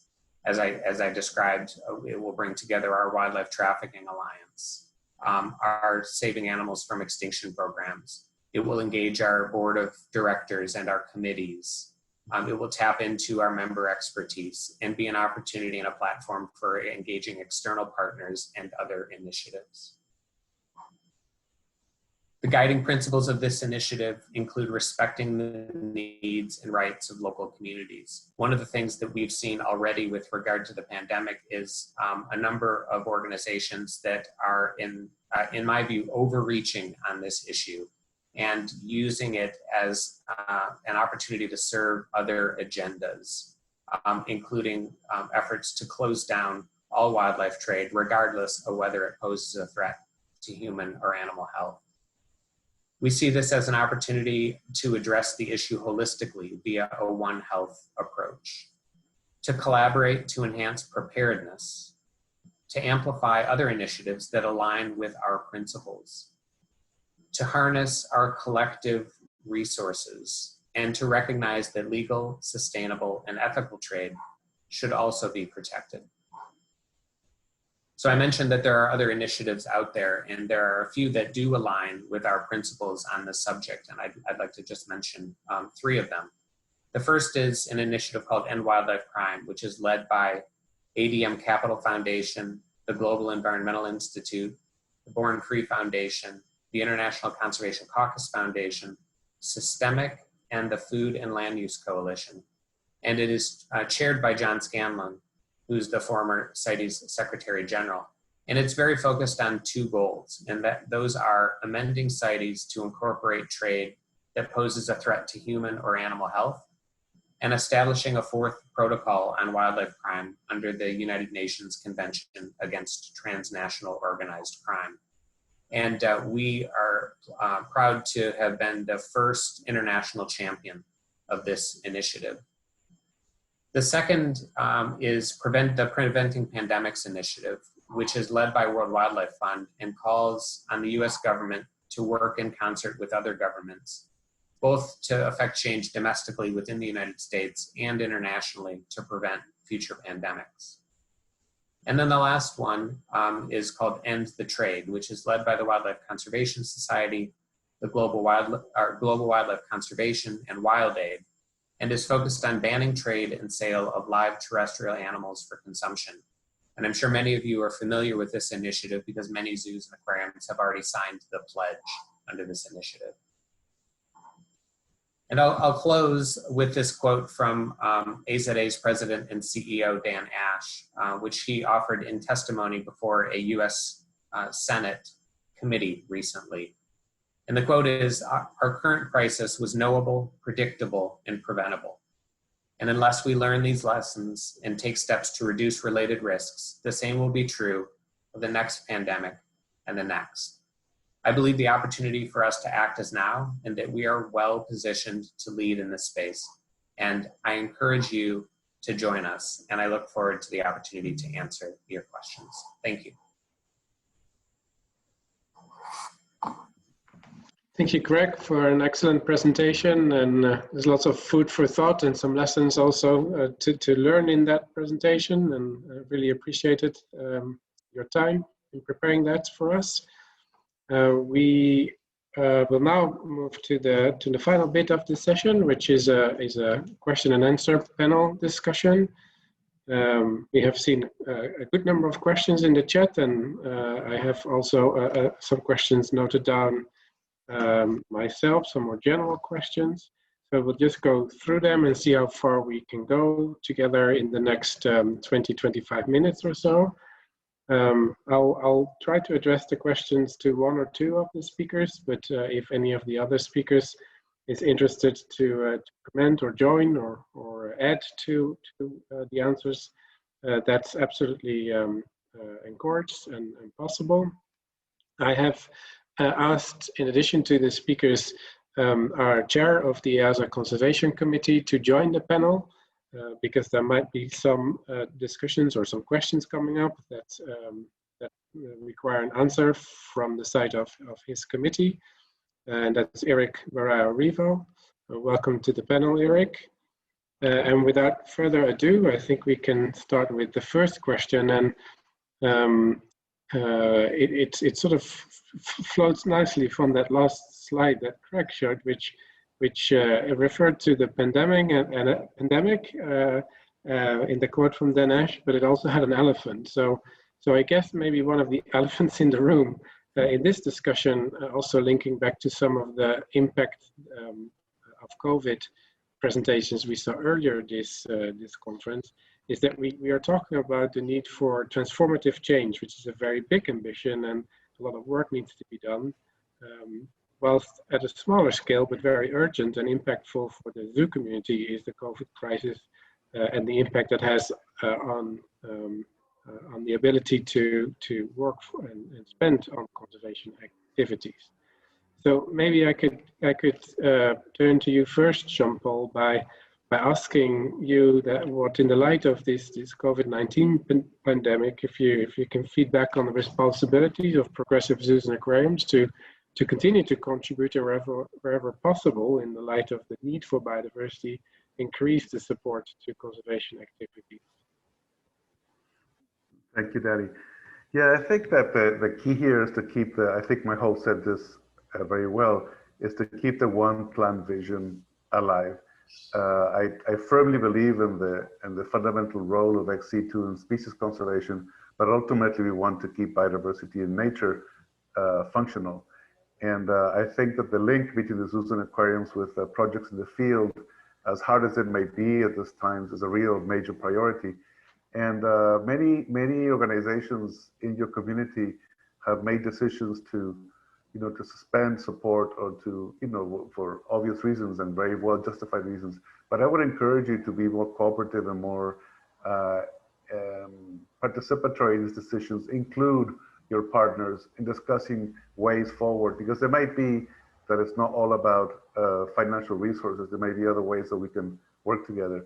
So yes, I think that the kind of progressive responsible zoos, even in the face of difficult crises like these, find ways to keep their links and their actions in the field alive. Thank you. Thanks, Jon Paul.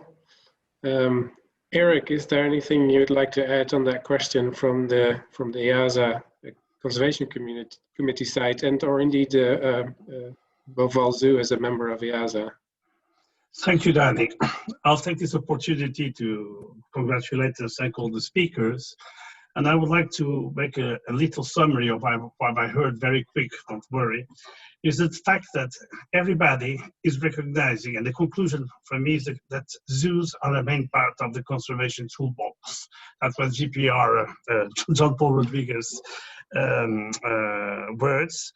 And even for EU, for CITES, we are main actors today, and we should continue to do so.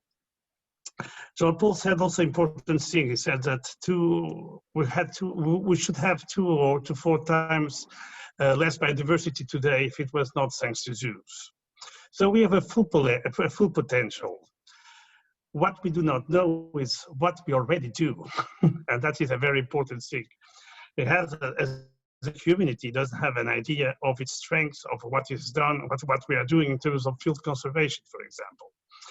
So the COVID crisis came in a moment where we should stop a little bit to reflect on what we are doing and what we could do. And I want to say an important factor is that there was a survey by the Mohammed bin Zayed Fund regarding the programs they support. And the conclusion is that 70% of the conservation actions that were scheduled for 20 and 21 were canceled or postponed. This means a huge conservation crisis that we are facing and we are going to face the next years. So in a sense, our responsibility is much bigger today and tomorrow than it was yesterday. And we have not to, during the crisis, our main goal for most of the zoos was to try to keep the jobs and keep the animals in good conditions. And we're talking about jobs. We forget that we are not only responsible for our staff in our zoos, but also the people that work for the conservation programs that we support. And this is essential. These people live many times, or most of the times, thanks to our grants. And we cannot forget them in the middle of the crisis. And this is why, during this year, Boval decided very simply to increase our contribution to conservation, for field conservation, by 1% of our active budget, the budget that we have for the year, which represents a sum of around 700,000 euros. And this is just because we cannot stop now and just say that we will come back in 2 years. It is important now that we support the people in the field. And it is important for us in this moment where we are less able to do things, to travel, to also see what we can do. And simple things like entering your data to the Conservation Committee, working more with IUCN, with the EU, are simple things that you can do even with little money. And I will finish just to say that you can do a lot with very little funds and very little things. So go ahead. It's the moment to act and the moment to show that we are important in conservation and we can really have a huge role. Thank you very much, Eric, for those words and for Boval Zoo for showing that kind of leadership in what is a difficult year for all of us. Is there anything, Craig, you want to add from the EAZA side? I can imagine that similar discussions are going on in EAZA.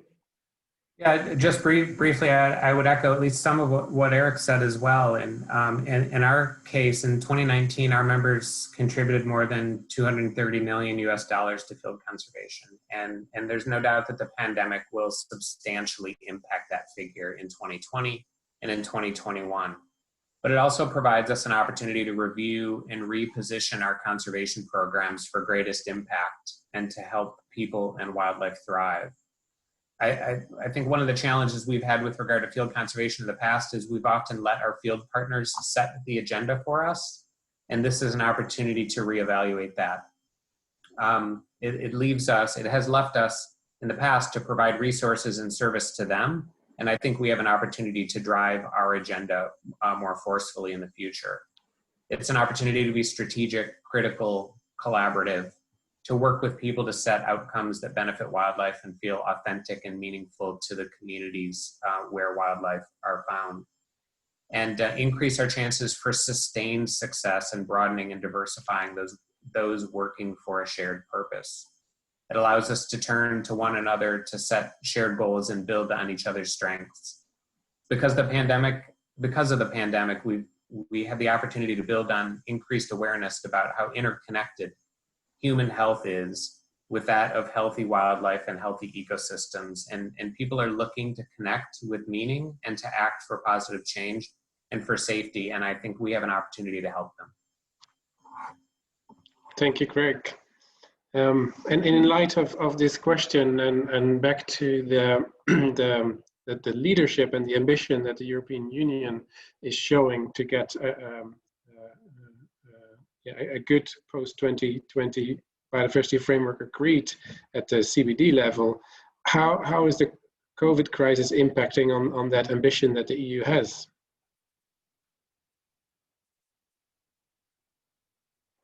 Craig, you need to unmute so that we can hear you. There we go. I'm sorry, Dan, if you could just repeat that part again. Sorry, I'm addressing the question to the wrong person. Okay, I thought so. That's my fault. Apologies. The question was, of course, addressed to Micheal and the ambition that the EU has as part of the EU Biodiversity Strategy to 2030 and the impact that COVID might have on its implementation. It's a good question. And of course, as I said earlier, the biodiversity strategy that the European Union has come out with already was within a period of COVID. So when we came in May, we were already aware that we have a huge challenge ahead in facing COVID and facing a post-COVID period where economic situations and social situations are becoming more complicated by the day. So that's a difficult context, but in relation to a recovery, we've always, and our Commission President has made this very clear, our new Green Deal argues very forcibly that any recovery in a post-COVID phase has to be green. It has to be sustainable. We have to draw lessons from the opportunity that COVID has presented in terms of how our society functions. Now, in relation to the global agenda, clearly the European Union has set out its stall in terms of what it wants to see. We want to lead by example in terms of what we do in the European Union, rather than going and telling others how they should behave. But we want to set the bar high in relation to a global ambition on protected areas, on species recovery, on bending the curve in relation to extinctions, on a whole range of other things that does it in a just way that brings people and societies with us. So certainly that commitment prevails. Of course, there are going to be huge challenges as we move forward in relation to resources and capacity. And I'm sure that many of your members already are feeling the pain in this period in relation to the restrictions that COVID has placed. And as you've already explained, in relation to how you can survive and move forward. But I would argue if you embrace this new biodiversity agenda, as you already are doing, and demonstrate that you are key players in the context of this global agenda. Because, you know, we haven't talked about the climate crisis, but the climate and biodiversity crisis are two sides of the same coin. And clearly the society has to be basically informed and brought along this journey as we work together. And the EAZA and the other zoo communities around the globe have a critical role to play in terms of education, awareness in relation to that. So to answer your question, COVID has made the world a lot more complicated as a place. We are certainly heading into a period where there will be greater economic challenges in terms of resources, capacity to deliver.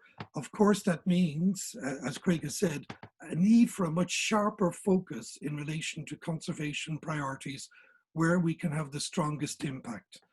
I believe that in the context of the European Union, that the EAZA has a very, very important role to play, both in terms of European biodiversity and in relation to global biodiversity.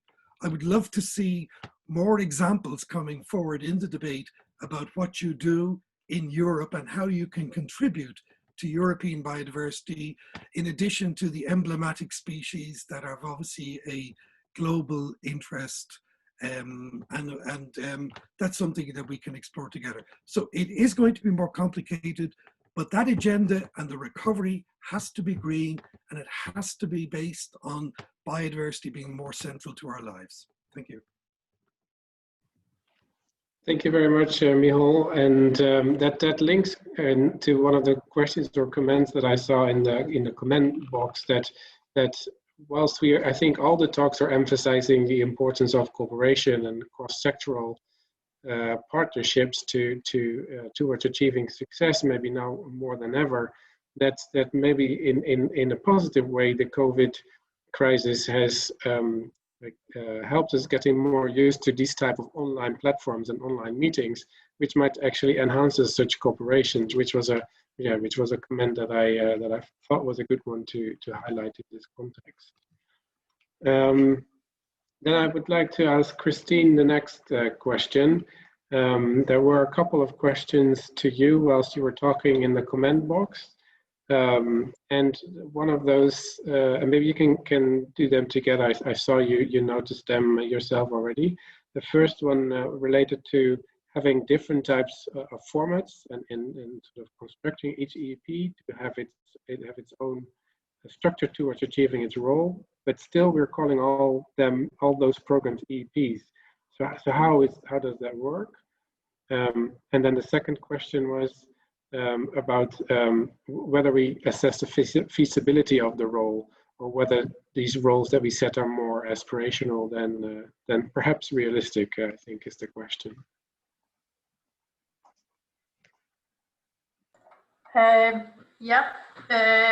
Remind me of the first part, just with a keyword. Yeah, so the first one was about the different scenarios, and then one name. Yeah. The name EP now basically only means that it's a program that requires proactive management for it to reach its roles and goals. And so when there's a decision made that the species needs an EEP, we have on the one hand an EEP application process, which effectively encourages our EPs and the tags they're under to think, how should this program function? And that can be just the way we have been used to under the ARC paradigm model, let's say, or it could be entirely differently. And so EPs can have a different governance structure. For the example I gave for the Vietnam pheasants, we want to work with the World Pheasant Association and kind of set up, because they have a big part of the ex situ population as well, so set up what the rules are for engagement, how you work with the in situ partners, etc. So that document encourages the EP to think what exactly is required to make this program work well. And then that also gives us an association, as we collect those EP application forms, we then know how these programs will work. And then, of course, the long-term management plan fills out how this is going to be implemented in practice. We're also working on a online platform, for want of a better word, where it will be easier for institutions and also other partners to find out for each species what exactly is intended with that particular EEP, so that there's a quick and easy and more sexy route to find that out than to go through the regional collection plans. So in a sense, the word EEP doesn't tell you that much anymore, except that there's proactive management going on for that species. And it's really the role description for that species, which is more than the keywords I showed you. They're actually full sentences that describe what the role is of the management in the conservation or for exhibits or for zoo business, let's say. And then it's that tells you what that EEP is for. And then feasibility is part of the evaluation, because it's one of the steps in the decision-making process in the ex situ guidelines. So if you're thinking of a particular ex situ activity to help the species, before you make the decision to go for it, there is this conscious evaluation of what is the chance that we can actually deliver this. So, and I think that the question was particularly with regard to insurance. And of course, you know, the problems with sustainability of populations from in the form of an insurance hasn't magically gone away. We still have species that struggle with that. And so that's part of the decision making, whether or not to assign that role to a species. But it's also not quite as simple as to say all the programs that now don't fulfill the kind of default criteria for sustainability automatically can't have an insurance. There's also the evaluation of, okay, for some species, having something that's not ideal is better than having nothing. Or where is this program in the timeline? It might not be sustainable now, but are we working on steps that will make it sustainable down the line? And can we work with others?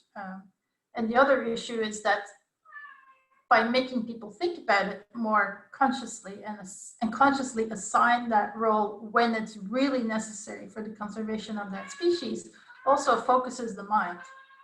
That we're not trying to make every single population, every single species sustainable, but we're really working on those species for which, together with our in situ partners, we have evaluated the situation and said, yes, they could really do with an insurance population. So it kind of focuses your mind and your resources to then double down on those. And then RCPs are cyclical processes. So if 10 years down the line, you know, we've had two sequences of RCPs and we see that there is a species that really struggles to deliver that, then we'll have to reevaluate that in the RCP process. Thanks, Sorry, Kristin. a bit of a rambling response, but many considerations. Yeah, and we all, I think, heard that your cat is vividly agreeing with all you're saying. Yes, she chooses her moments. Yeah, she wants to go outside, but she'll have to wait until we're done. that was a clear answer, though, Kristin. Thanks for that. Danny, can I just say something about Kristin to talk? Sorry, Kristin. It's very quick.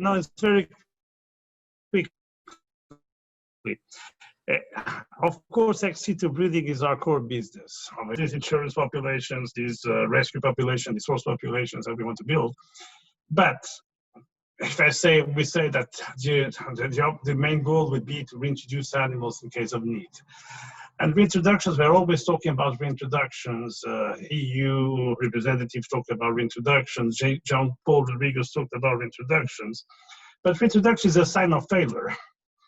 Reintroductions means that we have failed to preserve a species in a sense, because it does no longer exist in the wild, and exists in the wild, but there's very little chances to survive. So what I mean is that we, as EAZA, also need to invest much more in field conservation, protecting what we already have in order to avoid extinctions and species that disappear.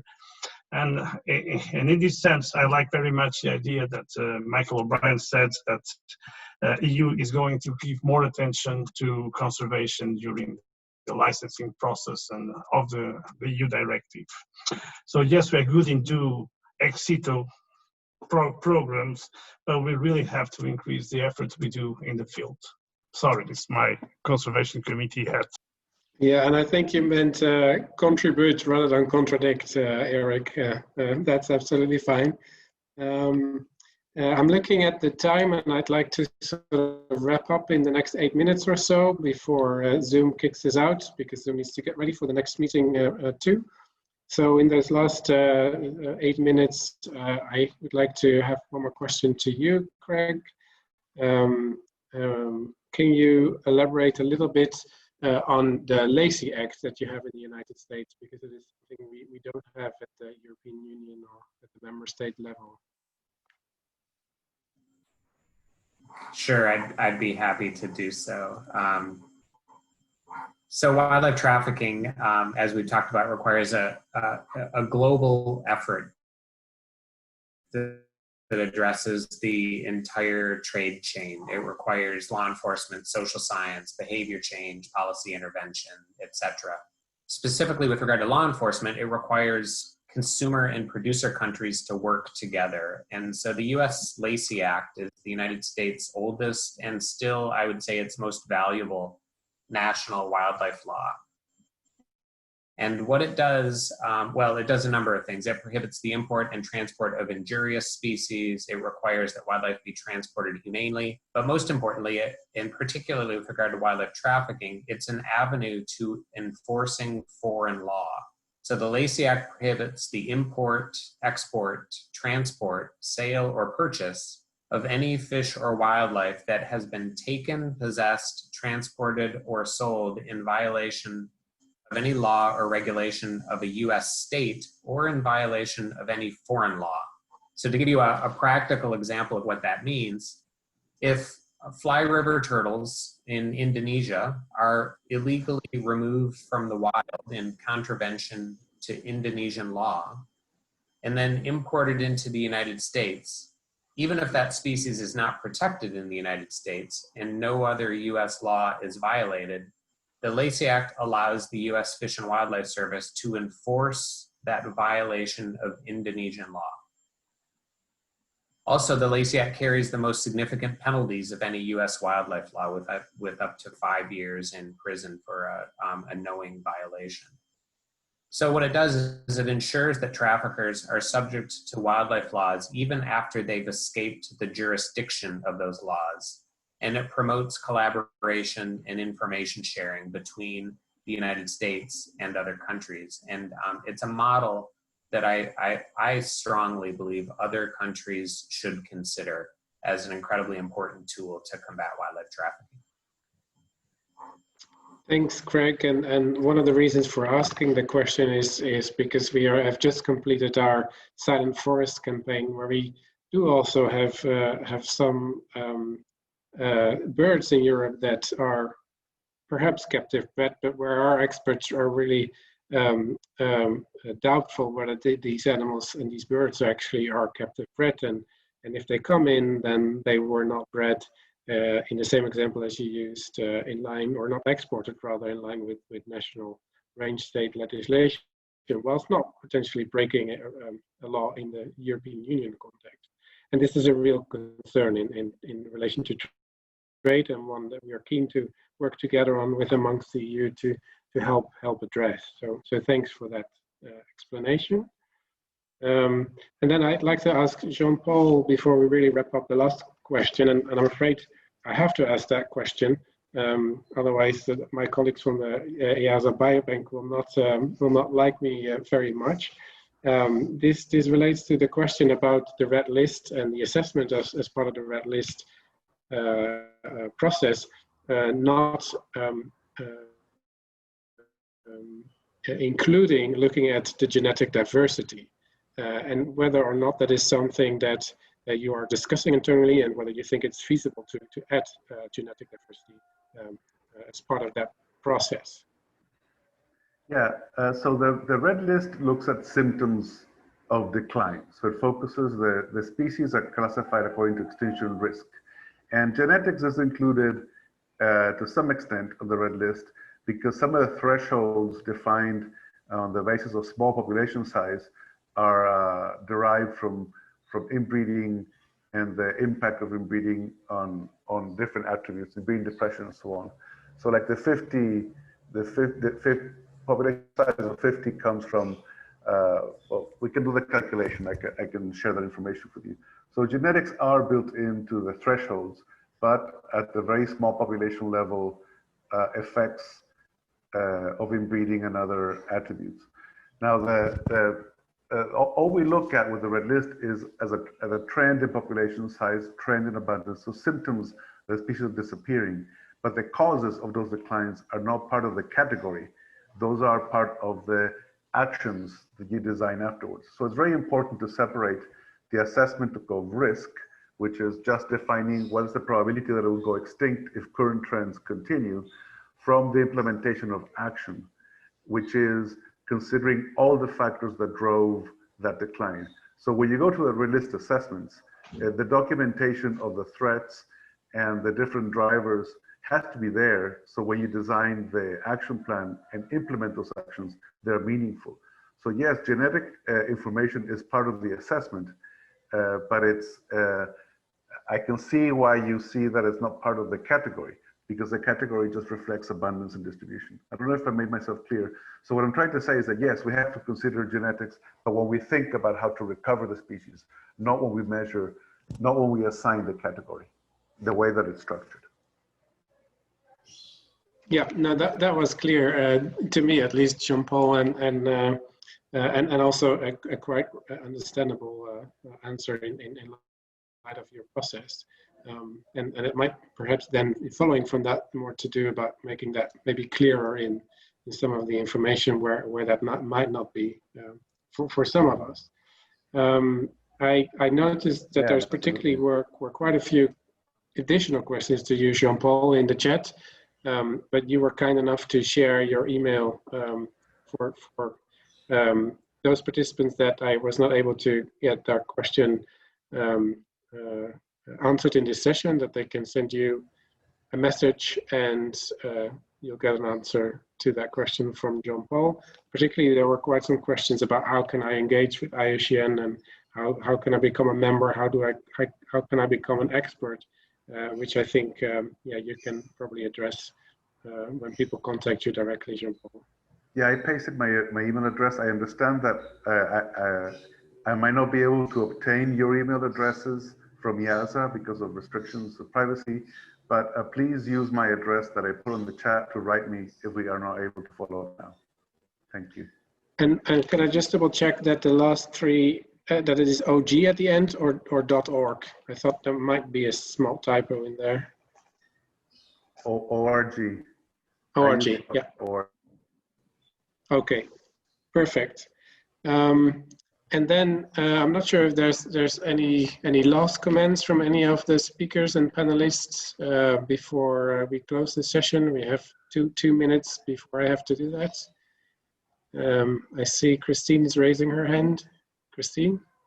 See if I can do this in 20 seconds. I just wanted to mention that in terms of European collaborations, that we have last week or 2 weeks ago, for the first time, applied a methodology called Assess to Plan to help move red list assessments immediately into at least some first level of planning.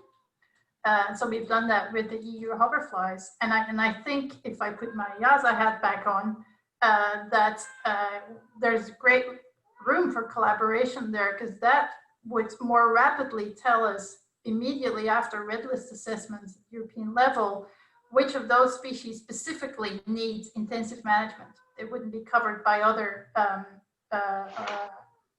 conservation strategies to do with habitat or threats. And then that we can be part of that process, because you need the ex situ expertise in the evaluation of which species might need that and what's the feasibility. But then also that gives us an immediate assignment of which species we could take responsibility for as EAZA. So I think there's a lot to still be worked out and thought about, but I think we have a great constellation in both timing and history and readiness of the different components to bring this together in Europe.